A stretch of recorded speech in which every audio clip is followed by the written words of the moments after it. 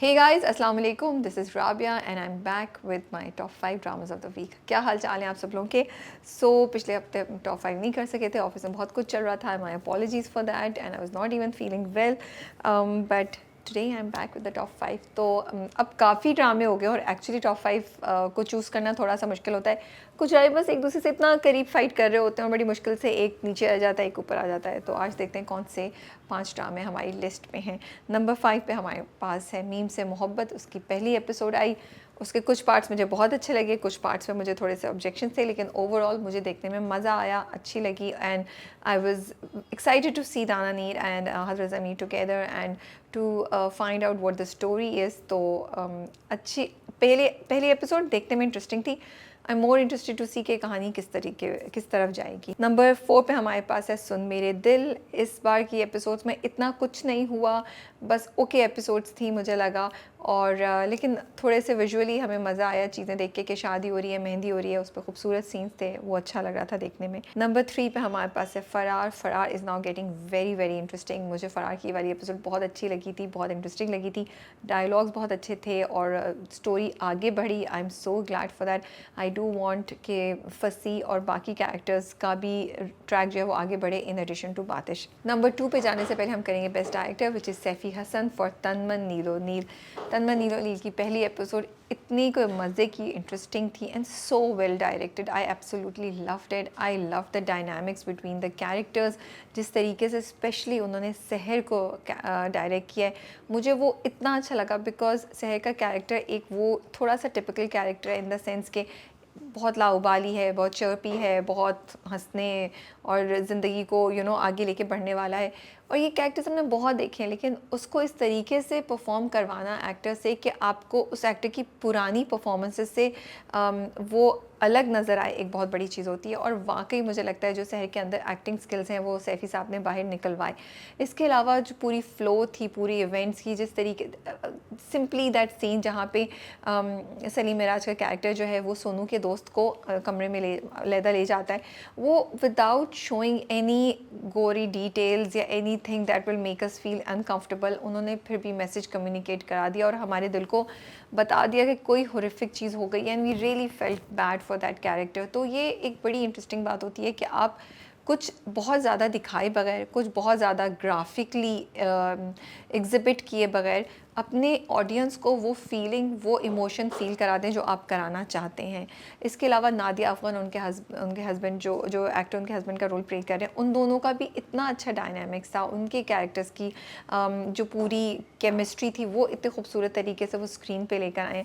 तो मुझे डायरेक्शन बहुत अच्छी लगी। मुझे I really enjoyed watching the first episode of Tanman Neelo नील।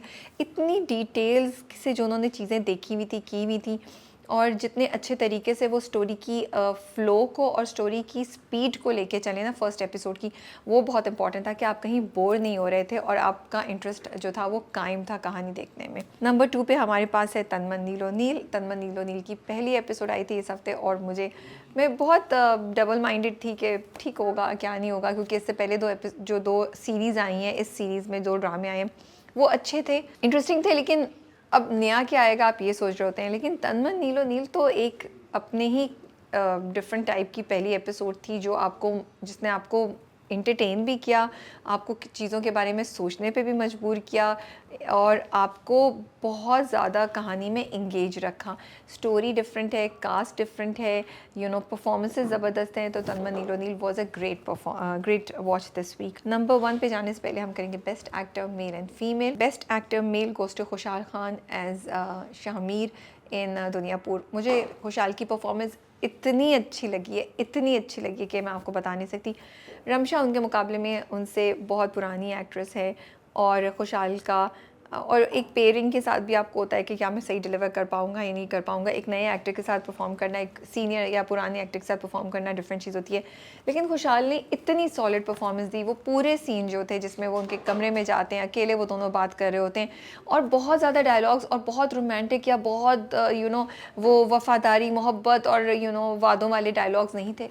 छोटे छोटे वर्ड्स थे, लाइंस थी, लेकिन उतने इतने को खूबसूरत तरीके से खुशहाल ने उसको डिलीवर किया है, मज़ा आ गया।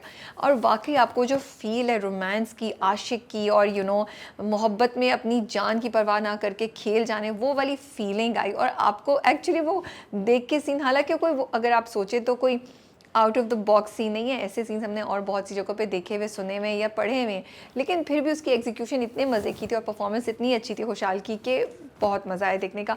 एंड खुशहाल ने वो सीरियस जो वो आशिक हैं वो बहुत अच्छे तरीके से डिलीवर किया, who is daring enough to go to risk his life, so I really enjoyed watching Khushal Khan as Shahmeer in those scenes and overall in the episode also. Best actor female goes to Sehar Khan as राबी इन तन्मन नीलो नील। मुझे उनकी performance इतनी अच्छी लगी कि मैं आपको बता नहीं सकती। फॉर अ चेंज मैंने सहर खान के परफॉर्मेंस के वो साइड या एक्टिंग की वो क्राफ्ट देखा जो मैं बहुत अरसे से मिस कर रही थी। मतलब उन्होंने, और वो जो एक्सेंट वो चेंज कर रही हैं, 2 एक्सेंट्स में बात कर रही हैं, वो भी कितना अच्छा लग रहा था। अपनी माँ के साथ जो उनका पूरा परफॉर्मेंस थी वो बहुत अच्छी थी। और जिस तरीके से वो कामी को बस साइड पे कर देती हैं वो अच्छी थी। सोनू से जिस तरीके से बात करी हैं, मुझे लगा कि उन्होंने वो जो एक बैलेंस होता है ना, कि एक अच्छी परफॉर्मेंस लेकिन उसके साथ साथ आप अपने कैरेक्टर की जो बेसिक क्वालिटीज़ हैं, कि वो बहुत दिल वाली है और डरती नहीं है किसी से, खुश रहती है, बातूनी है, चर्पी है, लाउबाली भी है थोड़ी हद तक, लेकिन उसको साथ साथ ये पता है कि वो ज़िंदगी में कुछ करना चाहती है और वो घबराती नहीं है। सारी चीज़ें जो है ना, उन्होंने without being cringe, without being over, without being a little compromising on the character's gracefulness, वो सब चीज़ें सहर ने परफॉर्म की और बहुत अच्छे से डिलीवर की। तो मुझे तो उनकी परफॉर्मेंस देख के बहुत मज़ा आया। इवन नादिया अफगन के साथ जो उनके सीन्स हैं, वहाँ पे भी वो जो दोनों माँ बेटी की केमिस्ट्री है, वो इतने अच्छे से सहर ने इस्टेब्लिश किए, इतने अच्छे से सहर उनके साथ कंफर्टेबल है, उनको परफॉर्म कर रही हैं, कि देख के वाकई बहुत मज़ा आ रहा है। सो आई रियली एंजॉयड वॉचिंग सहर एज राबी एंड राबिया इन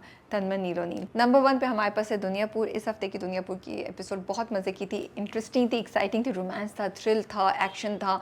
आपको डर लग रहा था शामिर पकड़ा जाएगा या नहीं पकड़ा जाएगा, क्या होगा।